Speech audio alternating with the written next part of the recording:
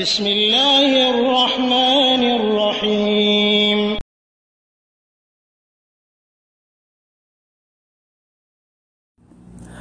ওয়ালাইকুম আসসালাম রহমতুল্লাহি ওয়া বারাকাতুহু। হ্যাঁ, আমিও দেখেছি, মোটামুটি আগেতে দেখতাম আর কি, ছোটবেলাতে দেখেছি যে সঙ্গে সঙ্গে আজানের কান শব্দ শুনেই মেয়েরা মাথায় কাপড় দেয়।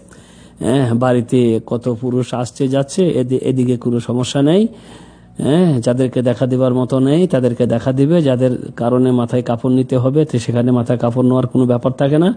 আর আদান শুনলেই মাথায় কাপড়। অবশ্য আমি আগে অনেক সময় দেখতাম, তখন কিছু জানতাম না, পরে আমি এরকম দেখে বাড়িতে আর সবাইকে বলেছি, তোমরা আল্লাহকে লজ্জা করো নাকি আল্লাহকে পর্দা করো?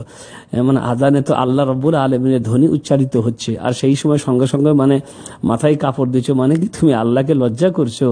আল্লাহর বান্দি তুমি, আল্লাহ রব্বুল আলমিনের কাছে তো কোনো কিছুই গোপন থাকে না, তা তুমি আল্লাহকে লজ্জা করে কেন মাথায় কাপড় নেবে? তুমি লজ্জা করবে এমন লোকদেরকে যাদেরকে দেখা দেওয়া তোমার জন্য জায়েজ নয়। অতএব সেরকম অবস্থায় বাড়ির মধ্যে আছো, কেউ নেই, আমি যেমন অবস্থায় থাকি কোনো অসুবিধা নেই। আমার বাড়িতে আমার স্বামী থাকে, আমার বেটারা থাকে, আর কেউ থাকে না, সেখানে আমার কোনো সমস্যা নেই। আমার মাথা খোলা থাক, আমার মাথা ঢাকা থাক, কারণ স্বামীদের কাছে ছেলেদের কাছে এগুলো কোনো বড় জিনিস না, বা এগুলো কোনো সমস্যা নয়। বাকি থাকতে এমন বাড়ি যদি হয় যেখানে আমার স্বামী ছাড়া অন্যরাও আসবে, দেওয়ার টাওয়ারের ব্যাপার আছে, সেখানে অবশ্যই সবসময় আমাদেরকে সাবধানতা অবলম্বন করে মাথায় কাপড় দিয়ে থাকার চেষ্টা করতে হবে। কিন্তু আদান শুনে মাথায় কাপড় দেওয়ার কোনো দরকার নেই।